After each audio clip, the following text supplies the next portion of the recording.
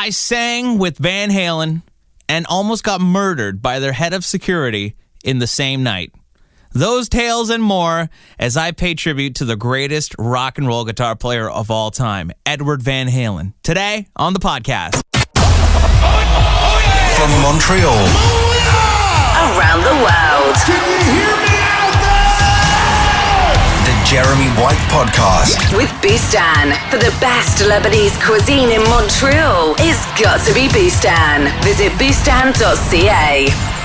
Now, the Jeremy White Podcast. All right, welcome to the podcast. What's up? How you doing? You all right? Hanging in there? Thanks a lot for checking out the podcast. If you missed last week's episode, it's on demand right now with Tyler Bryant and the Shakedown. Their new album, Pressure, is available now, and it's phenomenal. If you watch the live stream album release party they did last weekend, man, I gotta tell you, first of all, they did all these really cool behind-the-scenes breaks in between the songs where they show the recording process of their new album, Pressure. And it was just so cool to see the process of them sitting there, working out different tones and recording vocal tracks. And it was all recorded in Tyler Bryant's basement. And listen, the dude and his band have opened for Guns N' Roses and AC/DC. Angus Young approves of Tyler Bryant and the Shakedown. So if you're not listening to them, well, you're missing out because it's freaking awesome. And their new album, Pressure, is available now. Go check out my interview with Tyler. We talk about a lot of different things. And we also talk about his Fender Stratocaster that he recorded most of the new record on. It actually has an Eddie Van Halen Wolfgang pickup in the guitar. Little Eddie Van Halen reference right there. This episode is predominantly going to be me talking about Eddie Van Halen. I got a lot of messages from you guys on Twitter and on Facebook saying, Jeremy, you haven't talked about Eddie. What's going on? Well, I'll tell you what. I've been sort of hesitant to talk about Ed. I posted a little tribute video on my Instagram the day that he died. I was actually, so I'll tell you what happened, and I'll give you a couple of Van Halen stories of my own and how I got into the band, but I'll tell you how I found out Eddie passed away. I was sitting in my driveway. I was actually on the phone with my program director, Paul, from the Beat 92.5, the radio station I work at in Montreal. We're talking about some stuff, and I was just kind of zoned out, scrolling through Instagram, and Wolfgang Van Halen's post showed up right at the top, and it said what it said, and it broke the news, and I was like, dude, stop. Eddie Van Halen died. And there was just silence for a couple of seconds, and he's like, what? And I had to say it again, and I couldn't believe I was saying it. Eddie Van Halen died. And he's like, are you okay? And I was like, I have to call somebody. But even he knows. So, first person I call, Mitch LaFawn. Fourth ring, he picks up. Jeremy White from the Beat 92.5, Montreal, number one on-air personality. What's up? How are you? That's how he usually answers his call. He likes to take the piss out of me. Yeah. And I said to him, dude, are you sitting down?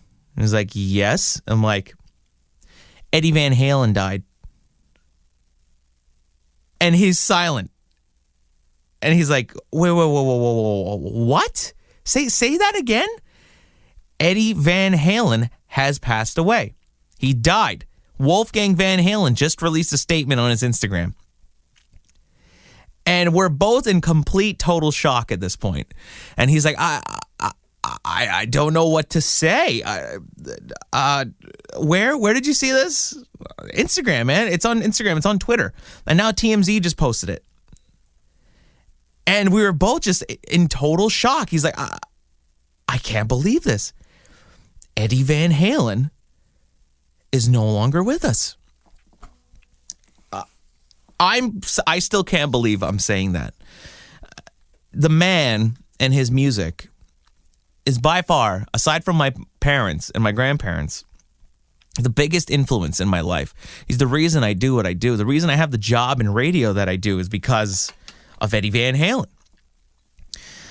I first got introduced to Van Halen when I was about 4 or 5 years old. I'd go to my grandma Debbie's house, and my Uncle Terrence, in his bedroom in the basement, he would play me the Van Halen videos. I remember the first time I ever saw the Van Halen music video. The black and like the tape reel running at the beginning. It's like in yellow font and like it's all the squibbly lines and stuff. And then Dave is doing the splits. And seeing Edward there just looking badass with that jacket. And he's playing the Frankenstrat. And he's playing keyboards. It just looks so cool. And I was completely mesmerized by like the drums, how big the drums look. And now looking back, I was 26 years old and looking back at the sheer kind of low budgetness of that music video to a 4 or 5 year old seeing that for the first time. And to remind you, who's that? Oh, that's Mitch LaFawn. To give you an idea, my Uncle Terrence, big Kiss fan. He's also the first person to ever introduce me to Kiss. I remember seeing Gene Simmons. He had this neon light up poster on his wall. They glue in the dark, and I was always terrified, getting the shit scared out of me by that Gene Simmons poster with his tongue sticking out, looking like the devil. But it was Van Halen that I really connected to, and watching that Jump music video and seeing Ed playing guitar. And then jumping over to keys, and it was just so cool. And it was to me, it was like watching Superman or watching something that was, to me, it wasn't real. It was how is this possible? How is something this cool? How are humans doing this? That was my reaction to it. And mind you, I was 4 or 5 years old in 1998, 1999. So I understand that I wasn't there to live Van Halen when they were the biggest band in the world. But for an artist to still impact kids that are 4 or 5 years old, 20 odd years later after the debut album comes out, and having that effect on them and making kids feel the way, making me feel the way I felt, that's a true testament and statement to how powerful their music was and their influence on people. So when I called Mitch and I said, Eddie Van Halen died, it just didn't feel real. It still doesn't feel real. Honestly, genuinely, the one person that I always, it was Eddie Van Halen and Mutt Lange. I know I'll never meet Mutt Lange. I know it'll never happen. I mean, there's maybe, if I could even just have a little email exchange with Mutt, that would be epic, and talk to him on the phone. But Eddie Van Halen was the one. And I almost met Eddie Van Halen. And I'll tell you that story. But, the first time I ever saw Van Halen was on the reunion tour. It was November 7th, 2007, I think. It was November 7th or 8th, something like that. It was a Monday night, and the Police were playing 2 nights later at the Bell Center. And I wanted to go to that, but I didn't go. That was their big reunion tour. I think that was the last tour they did. But I was, 13 or 14. I got to see Van Halen at the Bell Center in 2007. My parents bought one of the private boxes, and we were sitting right at the back of the arena, right behind front of house. The sound was impeccable. And I remember just sitting there, and everybody was drunk around me, all fucked up. And I'm 13, trying to enjoy the greatest rock and roll band ever, that I grew up listening to. And I couldn't believe I'm finally seeing Van Halen on stage, and the stack of amps and the wall of 5153s, and the circle catwalk and the ramp, and Al's big drum kit, and Eddie doing the scissor kick, and Dave on stage. And it was just so damn cool. And looking back on it now, I was just in complete total shock that I was seeing Van Halen. I don't even think I understood or was able to process what was going on. And they played great songs on that tour too, right? They did Feel Your Love. They almost did the entire first Van Halen record live on that tour. It was awesome. And the next time I got to see them was March 13th, 2012, in Manchester, New Hampshire. My girlfriend at the time and we drove down. I bought the tickets. And actually, I'll tell you how I bought the tickets. So she and I were on vacation in Disney World. We were staying at the Wilderness Lodge at Walt Disney Orlando Resort. And they released the single Tattoo. And tickets went on sale immediately right after the single dropped, right? And they announced the album. So I immediately go on and I buy 2 front row tickets to Van Halen, March 15th, 2012, at the Bell Center in Montreal. I knew I was going to take my buddy Lance. I called my mom. I was like, can I use your credit card? I need to buy these tickets. She said, go ahead. Get the front row tickets. But 2 nights before, they were playing in Manchester, New Hampshire. So I said, hey, let's get tickets. We'll get cheap ones, whatever. We'll sit in the lower bowl, whatever it is. And we'll go road trip it down to New Hampshire. We'll go see Van Halen. So we did it. We get to New Hampshire, booked the hotel and Expedia and everything. I wasn't 21 yet, so they weren't going to let us check into the hotel. So I go to check in and everything, and the lady at the front desk is like, how old are you? I'm like, oh, I'm 19. And she's like, unfortunately, you have to be 21 to check into the hotel. We're not going to be able to check you in. And I was like, well, listen, I just drove down from Montreal. We're here for Van Halen. We're just seeing the concert and we're going home. Like, we don't drink. We're not doing, like, we're just, like, coming to the concert and we're leaving tomorrow and we have nowhere to stay. And she's like, well, I'm sorry. I can't help you. You're going to have to find somewhere else for the night. And I was in shock. I'm like, well, what the fuck? Like, what, are we stranded here? So I get back into the car. I tell my girlfriend at the time what happened. And she's like, even she didn't know what to do. We panicked. So I was like, okay, you know what? Listen, I'm going to go back in. I'm going to talk to the manager. I'm going to say, like, listen, I'm here with my pregnant girlfriend. We have nowhere to go. We're here for the Van Halen concert, and we're going back tomorrow. Like, just let us stay. We have nowhere else. So that's exactly what I did. I went back to the front desk, and I guilt-tripped the manager, and I was like, listen, my girlfriend, I did the whole spiel. My girlfriend's pregnant. We drove down for Van Halen. Now you're telling us, you know, we already paid through Expedia, and you're telling us that you're not letting us stay. You're going to leave two 19-year-olds that drove down for Van Halen to sleep in the car overnight? Like, come on, like, that's not right. And they budged, like, okay, listen, here are our rules, you know, this and that, blah, blah, blah. So we got to stay. So we got to see Van Halen. Kool and the Gang opened. It was freaking epic. And that was the show where the fight broke out in the crowd. And the footage is on YouTube where Dave stops during Pretty Woman and says, you know, you got some of the best looking women on the East Coast here. And all you can think about is fucking fighting. And the funny thing is that we'd actually gotten up from our seats to go get a drink. And as it was happening, we were walking through the hallway, like how the mezzanine separates the actual arena, like through that little hallway, the stairwell. We're standing there, we're like, oh shit! We turned around, we ran back in, and we were watching Dave break it up. And the fight was done. And he said, ladies, I'm on your side. And the band just kicked right back into boom, boom. By the way, I'm holding my guitar. Yeah. So, so we see the concert. Freaking epic. I didn't get laid that night, by the way. She was on her period. My whole motto is, hey, a man loves his woman every day of the month. She wasn't having any of it, so I didn't get laid after that Van Halen concert. That's the only downfall to that story. But I did get Taco Bell, so I got some form of taco. Hey, now. So then, next day, we're driving back to Montreal, and fuck, man, it was like a snow blizzard, and there was trucks, and the highway was packed, and Dude, I don't like driving behind rigs like 18-wheelers. I like to see what's in front of me, and it's impossible. Like on a highway, it's not wise to drive behind a rig. So I pull a maneuver, all right, and I go to pass him. I'm going like 130 kilometers down the highway, which is like almost like 80 miles an hour, I think. It's like 80 miles an hour. And lo and behold, there's a fucking Sûreté de Quebec cop car just parked in like the U-turn. Like obviously he's radaring, right? So I'm like, son of a bitch. And this is like in buttfuck nowhere, like super racist separatist. This is not Drummondville. It was Saint-Hyacinthe, Quebec. That's where it was. So anyways, he comes up to the window. I'm talking to him in English. He's like, tu parles français? C'est ça Québec, tu parles français? And I'm like, I'm from Gunawaga. I'm a Mohawk from Gunawaga. And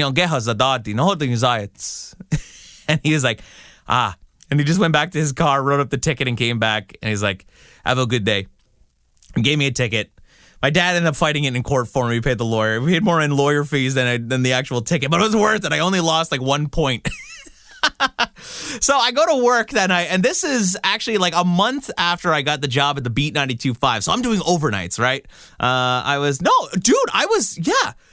17 at the time. I wasn't even 19. I wasn't even legal age in Canada. That's right. I was 17 in 2012. So my boss at the time, Leo Australia, big Van Halen fan. Like that was his shit. Him and his buddy Pat, like that's the shit they grew up listening to, right? So I told him, like, Leo, I know it's only been a month, but he's like, Van Halen, you got it. Take the night off. And I'm like, perfect. So March 15th, 2012, we're getting set. My buddy Lance DeLille and I, we're going to Van Halen, all right? We get downtown early. We park the car. We got the free parking with the VIP package. Not really free because you're technically paying for it. So we get there early. We're going to go eat. We're like, fuck it. Lance, I've got these 2 Aerosmith rock and roller coaster holographic laminates in my car. What do you say we try and sneak in and watch sound check? And he was like, ooh, okay, so we need to figure it out. If we get caught, what are we going to say? What's our you know what I mean? Like, what's our alibi? Like, why are we there? We got to have answers. So we come up with this whole scenario. Like, okay, we're going to pretend that we work for the rock station in Montreal, Showm 97.7, and we're there for an interview. And we got there early and we're going to meet head of security, blah, blah, blah. So we have it all planned out in our mind. Mind you, we're supposed to go and do a backstage tour like an hour later. So we know sound check starts at 4 or whatever. You're supposed to be checking at 5:30, do a backstage tour before doors open and everything. And do like a little appetizers and drinks and stuff. So we said, fuck it. We're going to go through the loading bay. And at the Bell Center in Montreal, during the day, security is very light, like around the loading bay and stuff, because that's where, local crew are coming in and roadies, tour personnel and stuff. You just want to get in hassle-free. And the biggest unwritten rule in the concert industry is that if you look like you're supposed to be there, you're probably not going to get bothered. So Lance is on his phone. I'm pretending I'm texting. We waltz right in. We have the laminates dangling from our waists. All right. We get up the stairs. Now we're backstage at the Bell Center. We walked right by the old guard that was standing near the trailers. Now we're backstage. Like, the Canadians' dressing room is like not even 50 feet away from us. So we decide to walk. And as we're walking, we hear them sound checking jump. It was so damn cool. And if we were smart, we would have went the other way, but we went towards the dressing rooms. For some reason, I don't know why we walked that way, but we walked that way. Because if we just walked left and went stand, towards like front of house or something, nobody would have said a word. Nobody would have noticed. Nobody would have got caught. We could have just walked out and then did our backstage tour. But we went and we walked towards the dressing rooms. And as we're walking, this big fucking super intimidating Chris Hemsworth looking dude fucking comes over to us. And he's like, hey mate, how are you? Who are you? Who are you two? What are you doing here? What are these? What the fuck are these? What, you think you're fucking brainiacs over here? You think we're fucking stupid? Fuck, man. It's Van Halen's head of security. Lance puts his phone in. He's like, we're radio. We're supposed to do an interview. He's like, interview? No, there's no interview here. There's no interview today. Who the fuck are you? You here to fucking murder my artists? Get the fuck out of here. Take these with you. Don't fucking come back. So we almost got murdered by Van Halen's head of security, and we are shaking in our pants, man. Oh my God. So we get outside and we are shitting bricks. We're like, oh fuck. Like, obviously now he's on high alert and for sure he's going to be a part of the backstage tour, right? So we say, okay, whatever, fuck it. We're just going to pretend like nothing happened. So we go and we get in line for the backstage tour. We check in. Everything's all fine and dandy. We're at like the pre-show dinner and drinks, or having pizza, and we're having our our Cokes and our Sprite and everything. And finally, it's time for the backstage tour. So we go and we line up, and we had the front row package. So we were the first at the front of the group, basically. But somehow we managed to get into the middle of the crowd because we wanted to kind of blend in, right? So as we're walking, that guy slowly approaches next to us and is walking beside us. And he doesn't make eye contact. We both know he's walking next to us, and we don't talk. We don't address it at all. And for no reason, the guy just goes, I know you two. Oh my God, we almost had a heart attack. And he says to us, I know you two. If any of you pull any fucking bullshit, I swear I will drag both of you out by your fucking greasy necks. We were both like, yes, sir. You got it. No problem. You won't have to worry about us. We will not be an issue. And he was like, great. So we go. We got to catch a little bit of Kool and the Gang sound check. I caught one of the guitar players' guitar picks, which was cool. And we're standing there, and he's just standing right in front of us, like staring us down, like watching our every move. Because obviously, I mean, hey, totally fair. That's his job. He thought we were a genuine threat, not just some stupid fucks that thought we knew better. Sneaking backstage. So anyways, we go back and do the thing, and we got our merch, we got our stuff and all that stuff. Anyway, so we get into the arena, and we get to our seats, and my buddy, Jimmy, was the security guard right in front of the stage, right in front of our seats. And we were like, Jimmy, what's up? He's like, Jeremy and Lance. He's from our sister reservation, Gunnasadage, which is a little bit north of where I'm from, Gunnawage. And we were talking and stuff. Jimmy actually used to own a catering business. When my grandmother retired from her catering business in her bakery, he actually bought all of her equipment. So that's how I got to know Jimmy. So he was the security guard there, and he was like, oh, dude, he's like, don't worry. He's like, any guitar picks fall on the ground, you want a pass sheet, at the end of the show, don't worry about it. I got you guys. Don't worry. I'm like, fuck, oh my God, we've got it made now. Cool and the Gang starts. And we go to stand along the barricade, and all of a sudden, all the guys go on the radio and they have their earpiece, and they come forward and they tell us, "Hey, Jeremy, listen, we just got told that everybody in the front row isn't allowed to stand against the barricade. You have to stand behind it in front of your seats." And we thought that was bizarre, because any concert you ever go to, if you're on the barricade, well, you're gonna stand on the barricade, right? So I'm pretty sure because of us, we weren't allowed to stand against the barricade. So Cool and the Gang plays, fucking awesome opener, man. Honestly, David Lee Roth is a genius for doing that. They could have had anybody open for Van Halen. Anybody. That could have been a double bill. Have another big rock band open up. No. They got Cool and the Gang. Oh my God. The soundtrack to every wedding and prom is ladies' night. Oh, what a night. Celebration. The arena of Montreal is one of the best crowds, probably the best crowd to see a concert with. And everybody was so into it. And it was loud. And the crowd was already just, oh my God, dude. They were cheering as if Cool and the Gang was the headliner. That's a Montreal crowd. So they go off, and we're sitting around and stuff, and the security guard comes walk by us again. He's like, "Are you guys all right?" And we're like, "Yeah, we're great. This is awesome." And he's like, "Good." He's like, "Behave." We were like, "Yes, sir, you got it." So Van Halen comes on, right? And they don't have any opener, any track or anything like that. Literally, Al just sits down to the drum kit.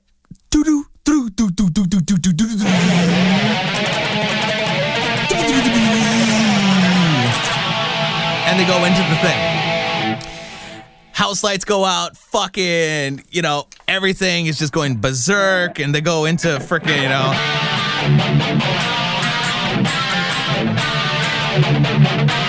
Oh. Anyways, I can't play it right now.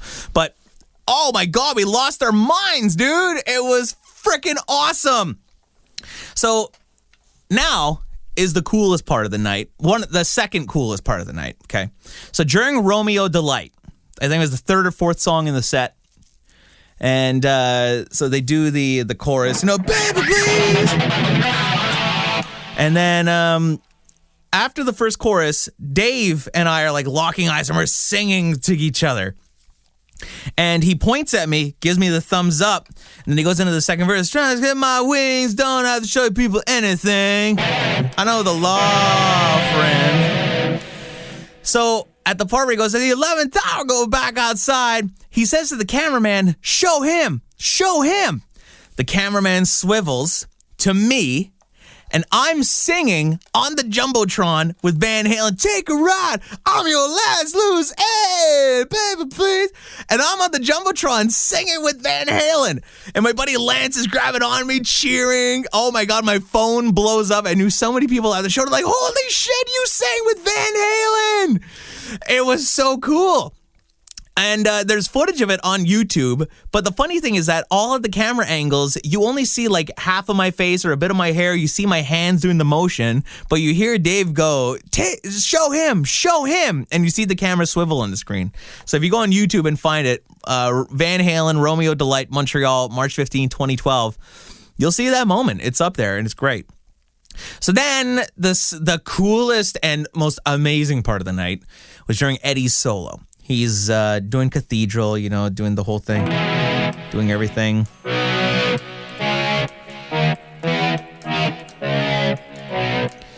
And then he goes to do, the tapping part in Eruption. So before he does that, he always throws his guitar pick, right? And you can't really see it clearly on the YouTube videos, but he points at me as he's doing the hammer-on pull-off slide down. He points at me and throws the pick, and it hit me right in the chest, and I caught Eddie Van Halen's guitar pick. Oh my God. It was like the greatest feeling in the world ever. And I have that pick. I actually got 2 guitar picks from that night. One of them I got off, Eddie threw it, and it fell onto the floor. My buddy Jimmy, the security guard, gave it to me. And the other one Ed threw right at me, and I caught it. It hit me right in the chest. Oh, what a night that was. That was incredible. March 15th, 2012, Van Halen, A Different Kind of Truth tour at the Bell Center, Montreal. I almost got murdered by Van Halen's head of security. Got to watch a bit of Jump at Soundcheck, and Edward Van Halen threw his guitar pick right at me after I sang on the Jumbotron with Van Halen. How freaking cool is that? So now, oh, there's Mitch LaFone again. Leave me alone, Mitch. I'm recording the podcast. So let's fast forward to 2015. Van Halen announces live from Tokyo Dome. They're going on tour. And we kind of knew that this is going to be the last Van Halen tour, right? I think we kind of knew that. Deep down, let's be honest. We didn't want to accept it, but we kind of knew it was, right? So tickets go on sale. They're not coming to Montreal. Fuck it. I'm going to Toronto. Me and my buddy Lance, once again, I buy the front row tickets. Comes with sound check and everything. This one was a little bit more straightforward, more, normal. We didn't try and sneak backstage any of the antics. No. We followed the rules. We did everything to a T, and we got to watch Soundcheck. They played Light Up the Sky, and I think they did Running with the Devil. Ed took a couple of little requests at Soundcheck and played a couple of riffs, which was pretty damn cool, actually. But the coolest part is that Al is standing at his kit. He's fiddling with the tom or something, and my buddy Lance at the top of his lungs yells, "Reverend Al!" And Alex looked up with a big smile and just waved right to us. And it was so cool. For that moment, Alex Van Halen acknowledged us and knew who we were and waved to us and said, "Hey, those guys said my name. Those guys are here. Those guys are fans. Hi, guys." And waved to us. That was so cool. And I took some great photos from that concert. And I actually have a video during Ain't Talking About Love, the crowd going, "Hey, hey, hey! Hey, hey, hey!" And I that iPhone, it's an old iPhone, and I don't know where that is. The only photos I have from that show are the 2 or 3 that I've posted on Facebook and Instagram that Facebook Memories luckily saves for me because I don't have them saved anywhere, really. But there's a great photo of Edward just there doing his classic pose during the Ice Cream Man solo, where he's bent on one knee and stretching the other one out. And there's another great photo of him and Dave together. And it was just such a great show. I mean, the band was so freaking tight. It was,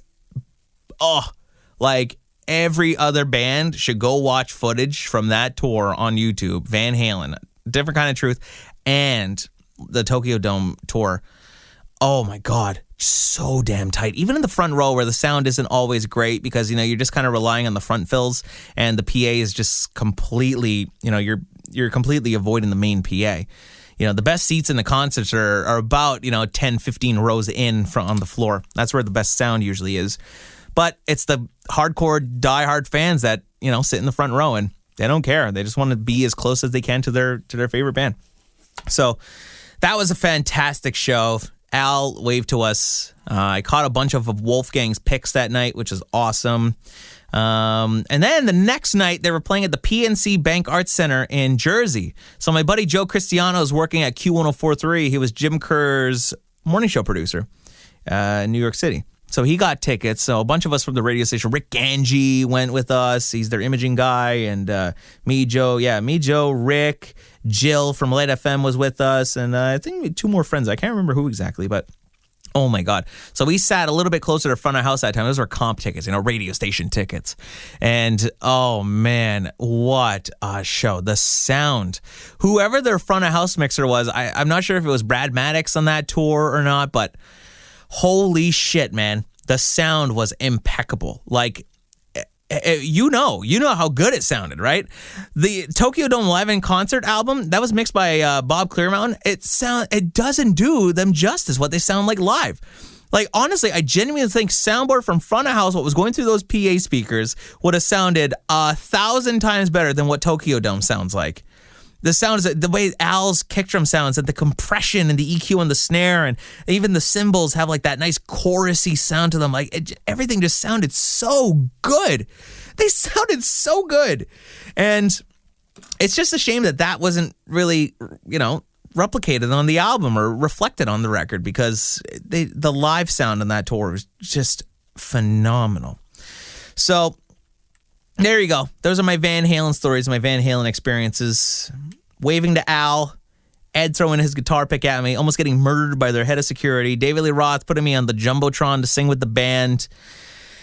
Van Halen, the greatest band of all time. I still can't believe he's gone, man. Growing up and not really having a lot of friends in high school, being a bit of an outcast, everybody was listening to,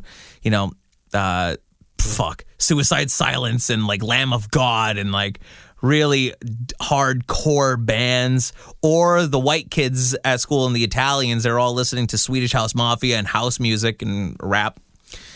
And I was the rock guy, the musician. Me, Paul Hanoush, he was the drummer in like the school band, and like our friend Daniel, he was the bass player, and we jam at lunchtime and stuff. But they were into complete opposite music that I was into. They were into like, what the fuck is that band called? The drummer's name is Gavin Harrison. I don't know. Anyways, he was into that guy, like really prog kind of stuff, and I just wasn't into that at all. I was into, and yeah. And then my best friend through high school, like he was really like the only friend I had that I was able to relate to music with. Like his dad really introduced me to a lot of the bands that I like, aside from my mom, who started, and my Uncle Terrence, who gave me the base to expand on everything that I learned through my high school years with Todd and Weedy. It was the greatest music education on top of working with Lance DeLille at K103 and discovering all the hair bands and really loving all that stuff. That's where I really expanded on my love for Van Halen and that music scene, Going to the Plattsburgh Mall, just down the 87 in Plattsburgh, upstate New York, and going to the mall and going to the bootleg store. I got like the US Festival in 83, and watching Live Without a Net through my high school years was one of the most influential things on my life, because, just to hear, hello, baby! And then they go,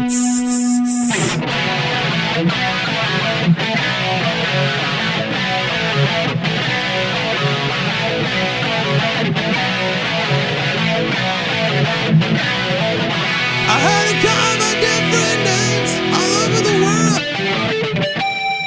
but it's all the same. And all that, and that performance, Ed's performance on that Sammy tune and Live Without a Net, I remember just watching that and, oh man, it just blew my mind. And, best of both worlds. And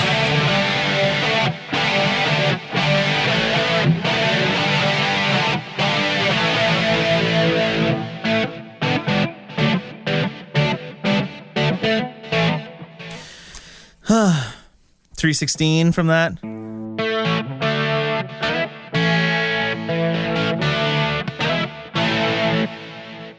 Great riff.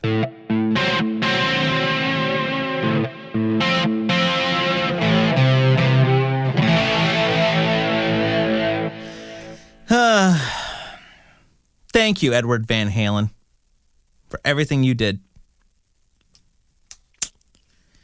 That's all I can say. I could talk about his innovations on guitar and recording and everything, but we already know all that stuff. And I just wanted to share with you the impact that the band had on me and share some of those stories. And it was nice to just sit here in front of the microphone and hold my Wolfgang guitar and tell these stories and tell you about them, because I know you like these kind of stories, and it's great to share these types of things. It's all about sharing memories and, Anyways, thanks a lot for checking out this episode of the podcast. Appreciate you listening through this. And let's end with one of my favorite Eddie Van Halen riffs of all time.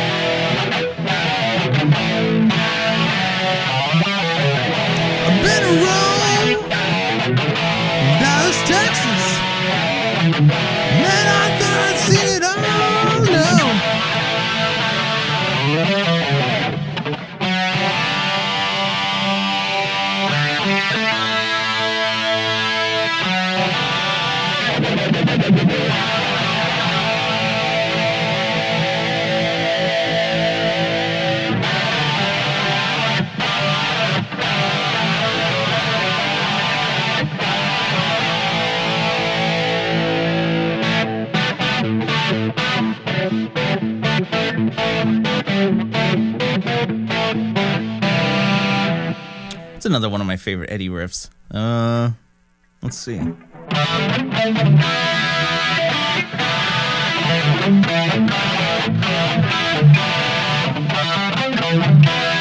It's hard to play that on a really high gain setting.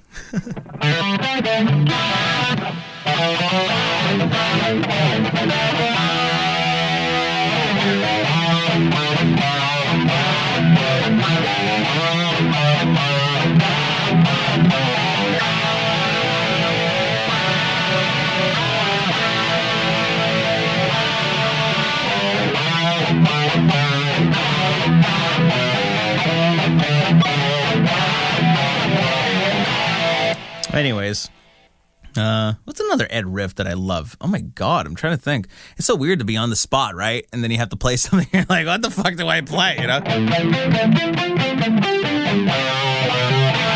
Also, can we just take a moment to recognize how drastically different certain songs sound in different tunings? Like, you listen to You Really Got Me. Okay, so this is in standard. But now let's drop it a half step.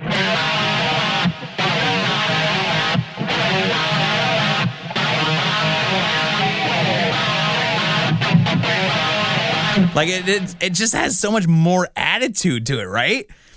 Yeah, anyways. All right, well, thanks a lot for checking out this episode of the podcast, and rest in peace, Edward Van Halen. Thank you for the music and impacting my life and changing my life. Just really quickly before we go, tell you the story. I mentioned at the top of the podcast that the reason I have the job I have is because of Eddie Van Halen. Well, when I was about 15 years old, I built two homage guitars. You know, I built the Frankenstein guitar and the 5150 guitars. I did replicas of them.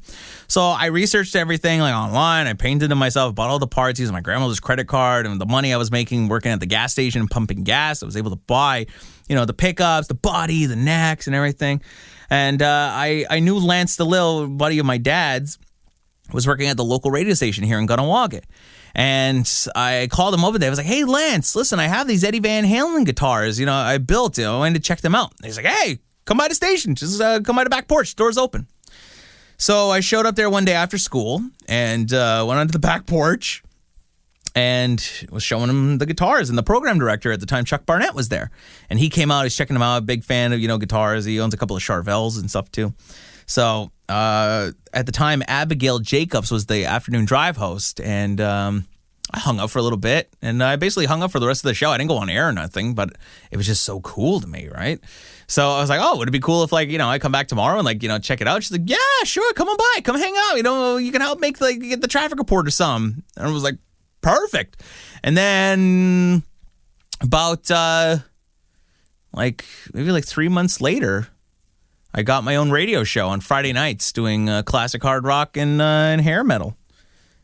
Yeah, it was the Rock Rewind. It actually didn't even have a name at first. It was just Friday nights with Jeremy White. And then it became the Rock Rewind. So if I hadn't built the Eddie Van Halen guitars and showed up at K103 that day, I would not be in radio. That was my foot in the door. That was my Kramer banana headstock wedged in the emergency exit of K103. So I can thank Edward Van Halen for a lot more than just the music. It really changed my life, and nothing but thanks and appreciation to him. And it's just a shame that I never got to tell him thank you. And I know there's a lot of people out there that say the same, you know, oh, well, you don't know what it's like. You weren't there for, you know, the early days of Van Halen. I'm a real fan from 84. Yeah, but motherfucker, they had the same impact that they had on you, on me. All right? It's not a competition. It's about what you do with it. You know? I just wish I could have met the guy and tell him thanks. And, you know, anyways, I now hold my Wolfgang guitars, the original run from 2008. I'm holding the white one right now. This is the main color that he used at that Van Halen show. That and the black number 4 guitar. I don't have a black original run from the Fender 2008 run, like the original. I have the white, I have the ivory, I have the tobacco sunburst, and I'm just missing the black one. And I want to get a black one somehow, but they're a little pricey right now. I'm going to find one. Anyways, this is the third time I'm saying thanks for listening to the podcast. This is it now. This is it. All right. Thanks for listening this far. And yeah, thanks for listening and hearing me out and allowing me to vent and reflect on my love of the greatest rock band of all time and the greatest guitar player to ever live, the mighty Edward Van Halen. Thanks. Rock and roll! This has been the Jeremy White Podcast. With Bustan. For the best Lebanese cuisine in Montreal, it's got to be Bustan. Visit bustan.ca. For exclusive content, video and interviews. Connect with Jeremy White. Subscribe on YouTube, Spotify, Apple Podcasts, iHeartRadio, and Available wherever you get your podcasts.